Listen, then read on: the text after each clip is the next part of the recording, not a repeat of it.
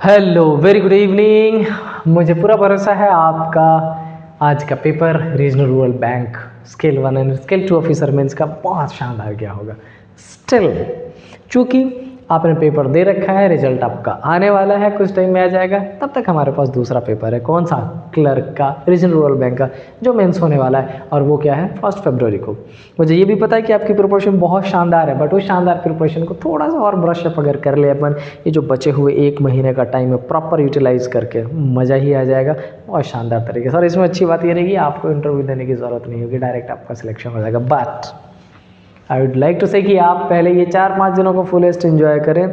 आप 31 दिसंबर से लेके 1 जनवरी 2 जनवरी तक फुल ऑन, और इसी बीच में एक शेड्यूल छोटा सा बना लीजिएगा कि अगले 30 जनवरी तक कैसे काम करना है, और मैं उस पूरे ही शेड्यूल में आपके साथ आने वाला हूँ।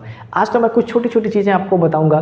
रीजनल रूरल बैंक जो क्लर्क का पेपर है उसके एक्सपेक्टेड कट ऑफ क्या हो सकते हैं, क्या पैटर्न आपको मिलने वाला है, कैसे अटैम्प्ट करेंगे, क्या स्ट्रेटजी रखनी चाहिए, everything I am going to say you in this video in next 15 मिनट। सो मैं उम्मीद करता हूँ आप मेरे से जुड़े रहेंगे, और साथ में अगर ये वीडियो आपको फ़ायदेमंद लगे एंड तक पहुँचते पहुँचते तो सब्सक्राइब जरूर करिएगा, शेयर ज़रूर करिएगा, मेरा मोटिवेशन बढ़ा रहता है उससे। ठीक है, आइए शुरू करते हैं।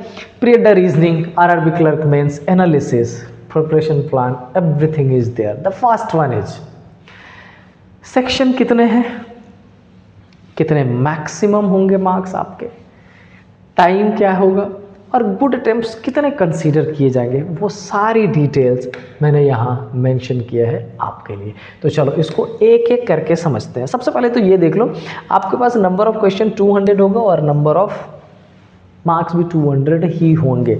और जो रीजनिंग का आप देखोगे उसमें नंबर ऑफ क्वेश्चन 40 और मार्क्स 50 है। मैथमेटिक्स में आप देखोगे नंबर ऑफ क्वेश्चन है और मार्क्स 50 है, लेकिन कंप्यूटर की बात करें तो बहुत डिडक्शन हो जाता है, 40 में 20 मार्क्स ही होता है। मतलब आप कहीं ना कहीं जो नंबर ऑफ क्वेश्चन है उसके फ्लक्चुएशन के हिसाब से मार्क्स का फ्लक्चुएशन हो जाता है। तो ये 200 इंपॉर्टेंट क्या है, यहाँ पर जो आपका टाइमिंग है वो 2 घंटे का है, और इसमें 95 to 106 गुड अटेम्प्ट बोला जाता है। But to be very honest, अभी तक रीजनल रूरल बैंक क्लर्क के किसी भी स्टेट के मेंस का कट ऑफ इतना नहीं गया है। जो मैक्सिमम कट ऑफ गया है बेटे वो 70 to 80 के बीच में ही रहता है मेंस का। तो ये एक ऐसा कट ऑफ मैंने यहाँ पे मेंशन किया है सब्जेक्ट वाइज। बहुत डिफरेंट वेबसाइट्स को छानने के बाद, उनसे डेटा कलेक्ट करने के बाद ये मैंने मेंशन किया एक ऐसी चीज़ जिसको देख के आप ये आइडिया लगा पाओगे, अगर इतना आप पहुँच गए तो 100% श्योरिटी हो जाओगे रिजल्ट के लिए। और थर्ड, आपको कुछ भी सोचने की ज़रूरत नहीं होगी, परेशान होने की अरे यार क्या हो गया। समझ रहे? बाकी अगर आप देख लीजिए reasoning, general awareness, numerical ability, Hindi English की जो भी बात है, कंप्यूटर है, इन सब में 40 है, और जो मैक्सिमम मार्क्स है वो आपको यहाँ पे दिख रहा है। टोटल टाइमिंग भी हर चीज़ के लिए इंडिविजुअल सेपरेट है। रीजनिंग 30 मिनट्स में, जनरल अवेयरनेस 15 मिनट्स में, न्यूमेरिकल 30 में, इंग्लिश आपको 30 में, और कंप्यूटर नॉलेज 15 मिनट्स में ही करना है। मेक श्योर ये वाली condition 1/4 marks will be detected for every wrong answer attempted bye candidate, ये ध्यान रखिएगा। अब थोड़ी सी बात मैं चाहता हूँ उधर कर ले। गुड अटेम्प्ट क्या होता है? एक ऐसा जो आपके मिनिमम कट ऑफ से ऊपर आपको पहुँचा दे और बहुत शानदार तरीके से क्वालिफाई करने में आपकी मदद करे। ये सारे सब्जेक्ट की अलग अलग दी गई है, राइट। और आई होप आप इसको समझेंगे बहुत शानदार तरीके से। ऑल्दो मैंने थ्रेशोल्ड लिमिट जो है थोड़ा सा बड़ा ले लिया, 24 से 29, 19 से 30, 16 से 21, 26 से 30, ऑलमोस्ट 4 to 5 मार्क्स का मैंने लिया है। इसमें बच्चे ये नीचे वाला जो पहला वाला है ना, इसको कंसीडर मत करिएगा। कंसीडर किसको करिएगा? जो बड़े वाले मार्क्स है वो, क्योंकि अगर आप वहाँ तक रीच बना रहे हैं तो यकीन मानो बहुत शानदार प्रिपरेशन कर रहे हैं। चलिए थोड़ा आगे बढ़ते हैं, देखते हैं नेक्स्ट स्लाइड में आपके लिए और क्या लेके आया हूँ मैं। This is something Tamil Nadu 72.28। मैंने ये क्या कर दिया, सिर्फ तमिलनाडु ही क्यों रखा है मैंने? इतने सारे स्टेट है, हर स्टेट में कट ऑफ आता है। ये मैंने इसलिए रखा है क्योंकि ये अभी तक का हाईएस्ट कट ऑफ है, हाईएस्ट कट ऑफ है। अगर आप 72.28, इसका मतलब 75 100% करेक्शन के साथ मार्क्स लेके चले आते हैं तो आप सारे ही स्टेट के ये जो क्राइटेरिया है उसको क्वालिफाई कर जाएंगे। समझ रहे हैं? लेकिन मैं चाहता हूँ कि आप इतने पर अटके नहीं, आप आउट ऑफ 200 100 लेके आए, ताकि आप जिस किसी स्टेट से भी आप फॉर्म फिल कर रहे हो, आप 100% श्योरिटी के साथ अपना सिलेक्शन लेके आ जाओ। कई बार बच्चे पूछते हैं मेरे से कि सर कैसे हो पाएगा, इतना कट ऑफ का है, ये मेरा क्या कट ऑफ होगा, कितने का प्रिपरेशन करूँ, रीजनिंग में कितना लेके आ जाऊँ, मैथ्स में कितने लेके आ जाऊँ। ऑफलाइन क्लास में मैं बड़ी तंगी होती है मेरे को ये सुनते हुए।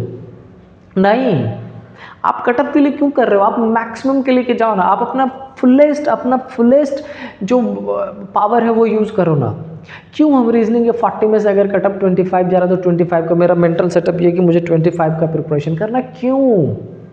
आप 40 में से मिनिमम 35 का करो, लेके चलो 35 कि मुझे इतना तो ग्रैब करना है। मुझे एक बच्चा याद आता है, मैंने उसका कई बार एग्जांपल दिया। पुनीत SBI PO में पालनपुर प्रोबेबली जगह है जहाँ पर अभी वर्किंग है।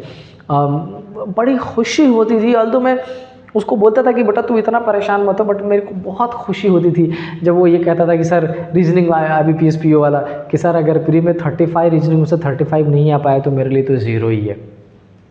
हम साथ में बैठ के एग्जामिनेशन से 2 महीने पहले से मैं रोज़ उनके लिए पेपर बना के लाता था, वो रोज़ प्रैक्टिस करते थे और उसकी हर बार अगर उसके 32 मार्क्स आ गए मैं उसको समझाने की कोशिश करता था कि बच्चे 30 के ऊपर हो, बहुत शानदार मार्क है। सर नहीं, या तो 35 मानूंगा मैं उसको, या उसको मैं 0 मानूंगा।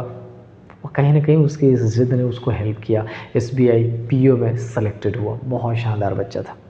आप ये कट ऑफ मैंने लिखा है और मैंने बहुत सारे स्टेट का लेके भर नहीं दिया है, इसमें मैंने बचा के रखा है, उस डेटा को नहीं बताया आपको। क्यों? क्योंकि ये मैक्सिमम है और आपको मैक्सिमम से 25 मार्क्स ऊपर की तैयारी करनी है। आप 100 टारगेट रखिए, 100% कहीं ना कहीं आपका सिलेक्शन हो जाएगा। तो keep in mind this, don't go for the minimum cut off, checking while cut off, और इस स्टेट का तो इतना ही है, यहाँ से ये हो जाएगा, ये हो जाएगा, ब्ला ब्ला ब्ला। नो, देखो नेक्स्ट क्या है।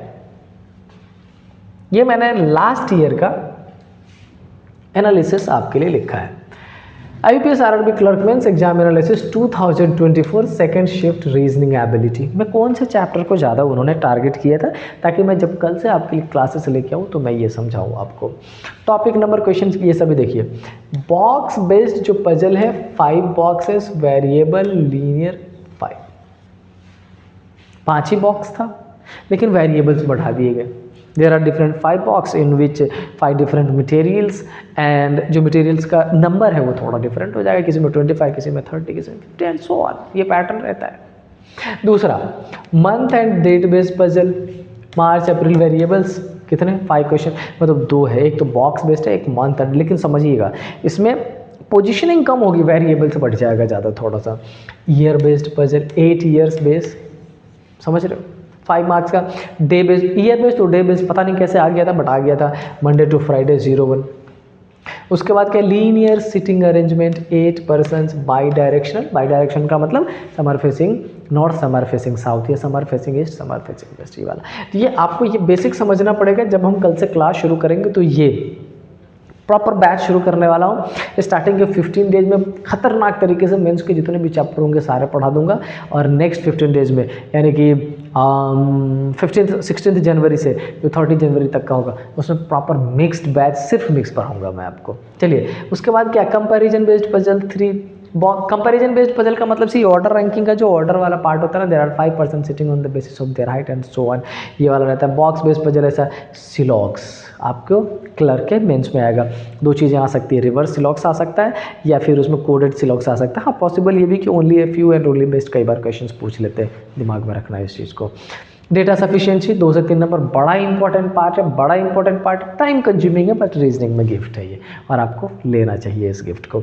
डायरेक्शन, पैसेज 03, मतलब पैसेज बेस्ड जो डायरेक्शन आता है, टेबुलेशन बोलो, टेबुलेशन काइंड ऑफ रहेगा, एक 100 वर्ड्स का एक पैसेज होगा उस बेसिस पे। चाइनीज़ कोडिंग, चाइनीज़ कोडिंग क्या है, सब्सटीट्यूशनल कोडिंग इसको बोलते हैं। You are good at nothing, काला पामासा, ऐसा कुछ करके रहता है, पता ही होगा आपको, बहुत सिंपल सा, पूरा पढ़ाऊंगा डिटेल्स में।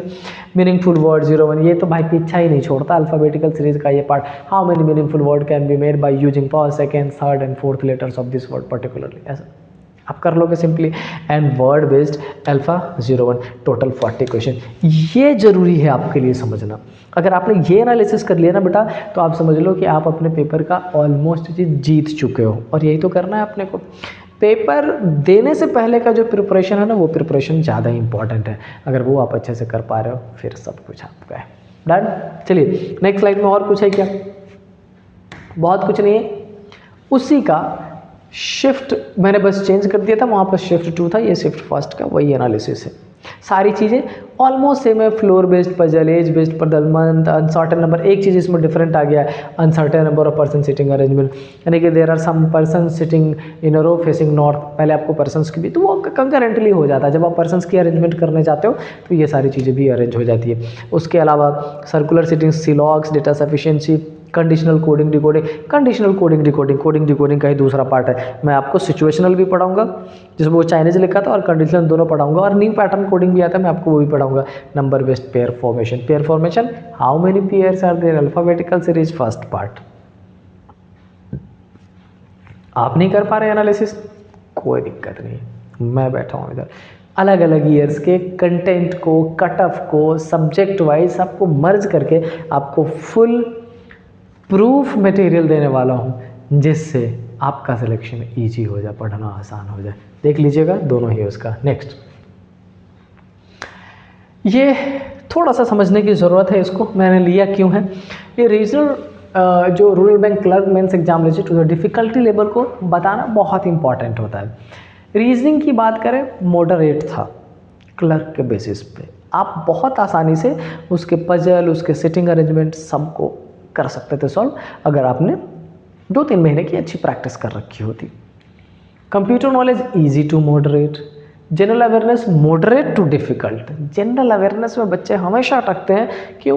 क्योंकि उनकी कोशिश ये रहती है कि लास्ट के 1 महीने में किसी पर्टिकुलर वेबसाइट से कैप्सूल खरीद लूँगा, कैप्सूल डाउनलोड कर लूँगा, 6 महीने का करंट पढ़ के काम कर लूँगा। बेटा ऐसे नहीं होता है, आपको मनी बैंकिंग एंड फाइनेंस थोड़ा सा पढ़ना पड़ेगा, थोड़ा सा करंट से जुड़ा रहना पड़ेगा। खुद से कंटेंट निकालिए, न्यूज़पेपर से ज़बरदस्ती का किसी पर्टिकुलर मैगज़ीन पे डिपेंडेंट रहने की ज़रूरत नहीं है।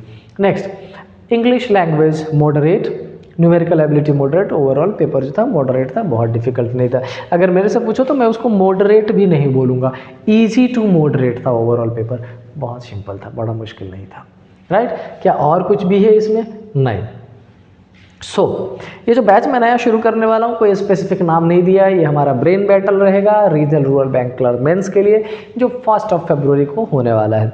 2 सेगमेंट मैंने इसके बना लिए। पहले 15 डेज में मैं आपका सारा सिलेबस एवरीडे कवर करा दूंगा, एंड देन नेक्स्ट 15 डेज में हम सिर्फ मिक्स्ड सॉल्व करेंगे, हर वीक में फुल सॉल्व करते रहेंगे कंकरेंटली। मैं आपको एक चीज़ और बता देता हूँ, मैं 10 जनवरी से एक 6 मंथ का प्रॉपर बैच शुरू कर रहा हूँ, 6 मंथ का फुल बैंकिंग बैच, जिसमें बैंकिंग का सारा सिलेबस विदाउट पीपीटी पढ़ाऊँगा, मैं लिख के पढ़ाऊँगा, जिस वजह से मैं जाना चाहता हूँ।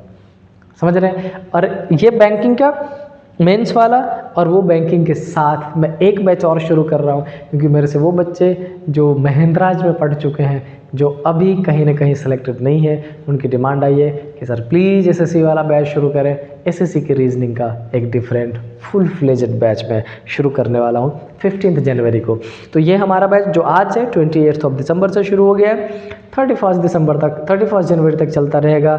इन बिटवीन मैं शुरू करूँगा एक 10th को बैच फुल फ्लेज्ड बैंकिंग, और एक 15th को बैच एसएससी के लिए फुल फ्लेजेड। ठीक है, उम्मीद करता हूँ कि आपको जो कंटेंट मिलना चाहिए वो आपको मिल रहा होगा। यहाँ आइए तो मन बना के आइए कि पढ़ना है। मेरे बैच में सिर्फ पढ़ाई, थोड़ा बहुत पंचेज तो ज़रूरी है। अगर आप पढ़ने का मन बना के आते हो तो ज़रूर मुझसे मिलिए।